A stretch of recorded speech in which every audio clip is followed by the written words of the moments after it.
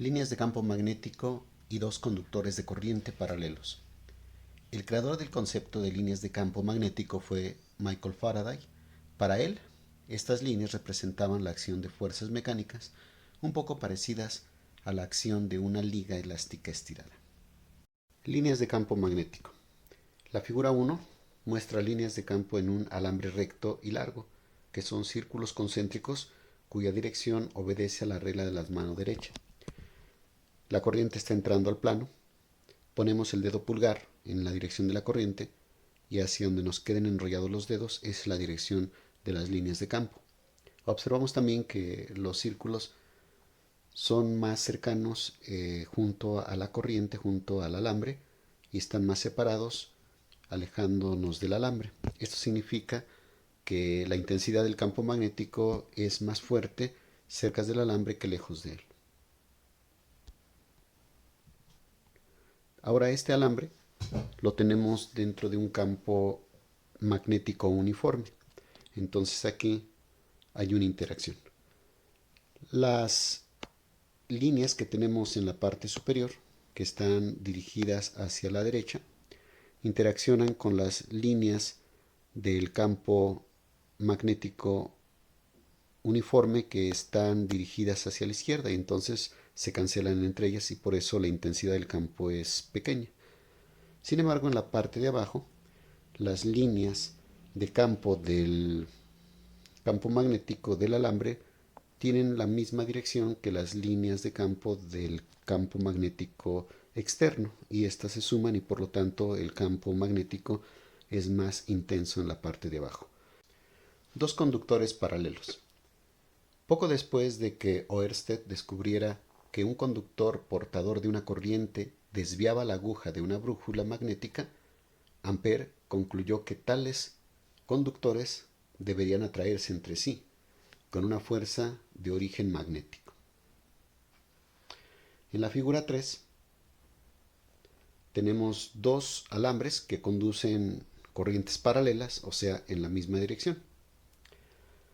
Y tenemos que el alambre 1, que conduce una corriente I1, produce un campo magnético B1 cuya magnitud en el sitio del segundo alambre es B1 igual a mu 0 por I1 sobre 2pi d. La regla de la mano derecha muestra que la dirección de B1 en el alambre 2 es hacia abajo, como se muestra en la figura. Esto es, extendemos el dedo pulgar en la dirección de la corriente 1 y hacia donde nos quedan doblados los dedos. Esa es la dirección del campo. Y bueno, en la posición del alambre 2, pues el campo sería para abajo. El alambre 2, por el cual fluye la corriente I2, puede entonces considerarse como inmerso en un campo magnético externo B1. Una longitud L de este alambre experimenta una fuerza magnética lateral F21 igual a I2 por L cruz B1 de magnitud F21 igual a I2 por L por B1 por el seno del ángulo entre el alambre y el campo magnético, que es 90 grados y por lo tanto es 1, igual a mu 0 por L por I1 por I2 sobre 2pi d. Tenemos allí la magnitud de la fuerza magnética con la cual el alambre 1 atrae al alambre 2. La regla vectorial para el producto cruz muestra que F21 se encuentra en el plano de los alambres y apunta hacia el alambre 1, como se ve en la figura 3. Aquí en este caso, aplicando la regla de la mano derecha, para el alambre 2, inmerso en el campo externo B1, extendemos los dedos de la mano derecha en la dirección de la corriente y ponemos la mano de manera que podamos doblar hacia abajo los dedos, porque el campo magnético B1 está dirigido hacia abajo. Entonces, cuando la ponemos de manera que podamos doblar los dedos hacia abajo, el dedo pulgar nos queda horizontal hacia el alambre 1, y por eso esa es la dirección de la fuerza, es en dirección hacia el alambre 1. El campo magnético B1 producido por el alambre 2 en el sitio del alambre 1 determina la fuerza F12 ejercida sobre una longitud L del alambre 1. Esta fuerza apunta hacia el alambre 2. Algo parecido sucede ahora cuando el alambre 2 es el que genera un campo B2 en la posición del alambre 1. Y cuando hacemos el mismo análisis, lo que obtenemos es una fuerza magnética sobre el alambre 1 dirigida hacia el alambre 2, la cual la podemos denotar como F12, o sea, la fuerza magnética que experimenta el alambre 1 debido al alambre 2.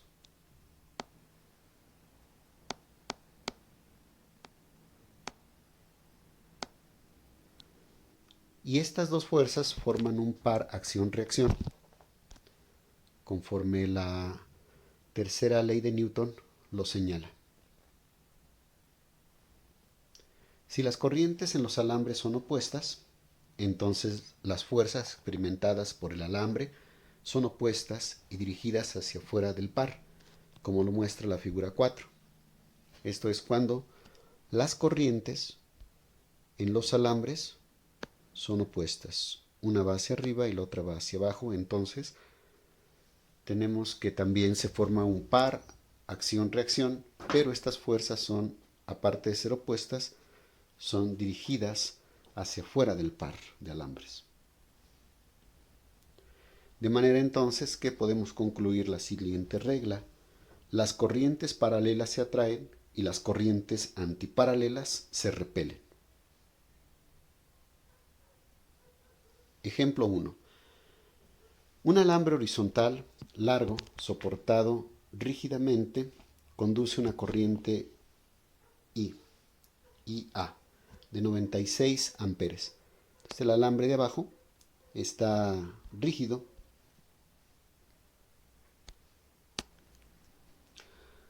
y lleva una corriente de 96 amperes.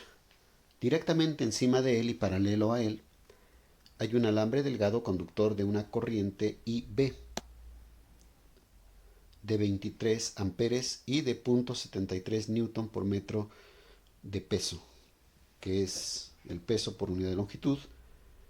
Y se nos pregunta a qué altura del alambre inferior habría que extender este segundo alambre si esperamos soportarlo mediante repulsión magnética. Para que el alambre de arriba esté suspendido o esté soportado de una forma magnética por el alambre 1, quiere decir que la fuerza que experimenta el alambre 2 debido al alambre 1, pues debe ser hacia arriba.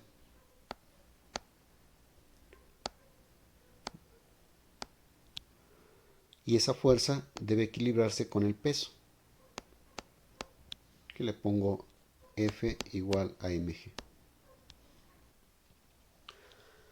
Entonces, para proporcionar repulsión, las dos corrientes deben apuntar en direcciones opuestas. Esto es por la regla anterior, que corrientes paralelas se atraen y corrientes opuestas o antiparalelas se repelen, y es lo que necesitamos aquí, que haya una repulsión entre los dos alambres. En el equilibrio, la fuerza magnética por unidad de longitud debe ser igual al peso por unidad de longitud. Esto es, esta fuerza magnética sobre la longitud debe ser igual al peso sobre la longitud. La fuerza magnética por unidad de longitud debe ser igual al peso y deben estar dirigidas opuestamente. Entonces la ecuación es F21 igual a I2 por L por V1, eso es en magnitud, igual a mu0 por L por I1 por I2 sobre 2pi d. Esto nos da la fuerza magnética que el alambre, el de arriba, el alambre 2, experimenta debido al alambre de abajo, donde F21 debe ser igual al peso del alambre y ambos por unidad de longitud, de modo que denotando a F21 por F y despejando a D tenemos lo siguiente. Aquí en la primera ecuación despejamos a D, entonces F21 pasa dividiendo y lo reemplazamos por su equivalente F, y L que está arriba la ponemos abajo dividiendo a F, y entonces obtenemos allí el cociente FL, el cual lo vamos a sustituir de acuerdo al valor que tenemos como dato de 0.73 newton por metro. La constante mu0 es 4pi por 10 a la menos 7 tesla por metro sobre amper, y las corrientes son de 96 amperes y 23 amperes sobre 2pi por el peso por unidad de longitud. Y esto haciendo operaciones es de 6 por 10 a la menos 3 metros, o sea, 6 milímetros. Y esa es a la distancia a la que se debe poner el alambre de arriba sobre el alambre de abajo para que sea sustentado magnéticamente. Problema 35.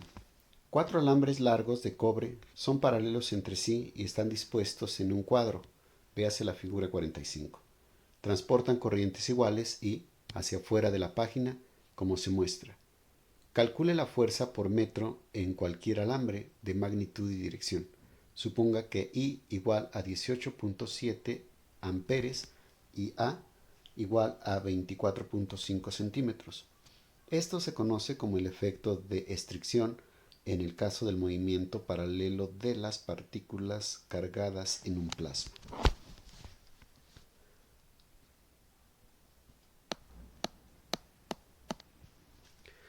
Las corrientes están saliendo de la pantalla, de manera que forman líneas de campo en la dirección antihoraria y ejercen fuerzas de atracción entre cada pareja de alambres. Por lo tanto, tenemos que, si numeramos los alambres y queremos calcular la fuerza neta sobre el alambre 2, tenemos entonces que la fuerza F1 es la fuerza que el alambre 1 ejerce sobre el alambre 2 y es horizontal hacia la izquierda. La fuerza que el alambre 3 ejerce sobre el alambre 2 está sobre la diagonal. Y la denotamos por F3. Y la fuerza que el alambre 4 ejerce sobre el alambre 2 es vertical hacia abajo. Y la denoto por F4. Entonces, la fuerza neta será igual a la suma vectorial de F1 más F3 más F4. Observamos que las magnitudes de las fuerzas F1 y F4 son iguales.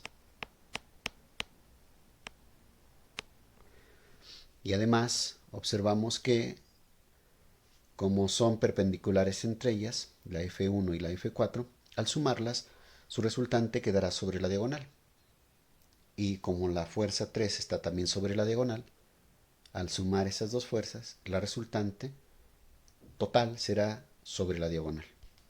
Entonces, lo que podemos hacer es encontrar las componentes de la F1 y la F4 sobre la diagonal, dado que la diagonal parte al ángulo de 90 grados en partes iguales, cada uno de los ángulos es de 45 y entonces tenemos que la magnitud de la fuerza total es igual a la magnitud de la fuerza 1 por el coseno de 45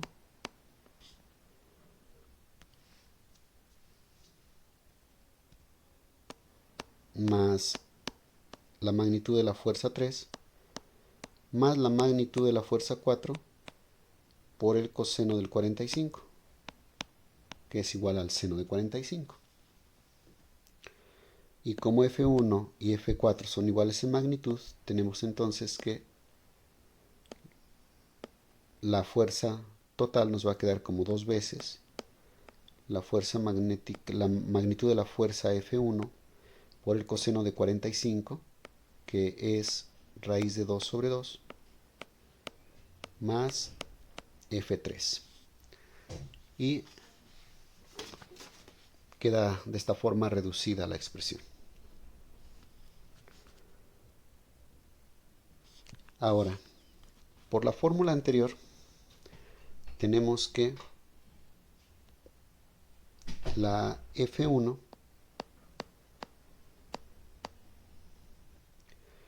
va a ser igual a mu0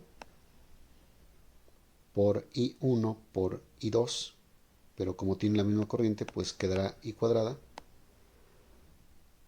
por L sobre 2pi por la distancia que lo separa, que es A. Y esto es igual a F4. Por otro lado, tenemos que F3 será igual a mu0 por I cuadrada por L nuevamente sobre 2pi sobre raíz de 2A. Y esto es porque la longitud de la diagonal, que es la distancia que separa al alambre 3 del alambre 2, es raíz de 2 por A. ¿Ok? Y entonces tenemos que la fuerza total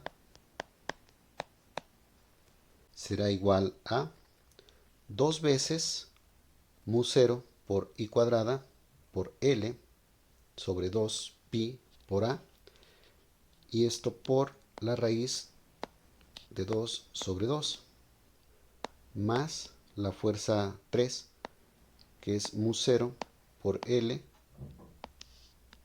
por I al cuadrado sobre 2pi por raíz de 2A. Entonces, factorizando, tenemos lo siguiente. La fuerza neta es igual a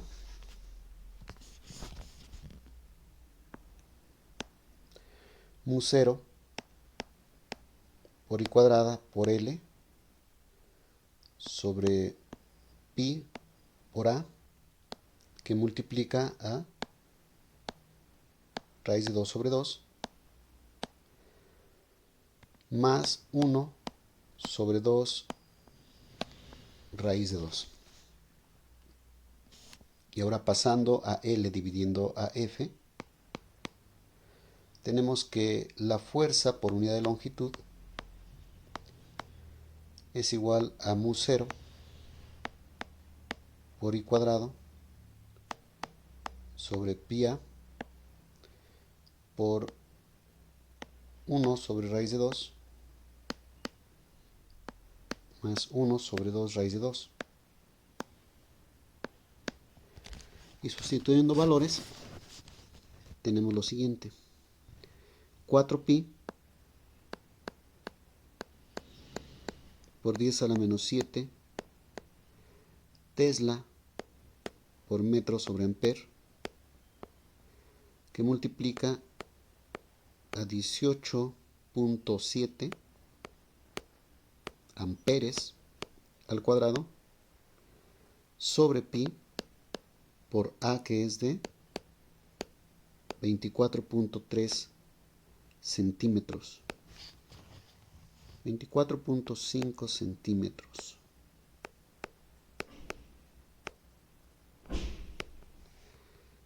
Y esto que multiplica a 1 sobre raíz de 2 más 1 sobre 2 raíz de 2. Y el resultado es de 6.06 por 10 a la menos 4 Tesla por ampere. Y esto es igual a 606 por 10 a la menos 6. Y Tesla es igual a Newton sobre ampere por metro por ampere. Aquí se cancelan los amperes y nos queda entonces finalmente 606 micronewton sobre metro.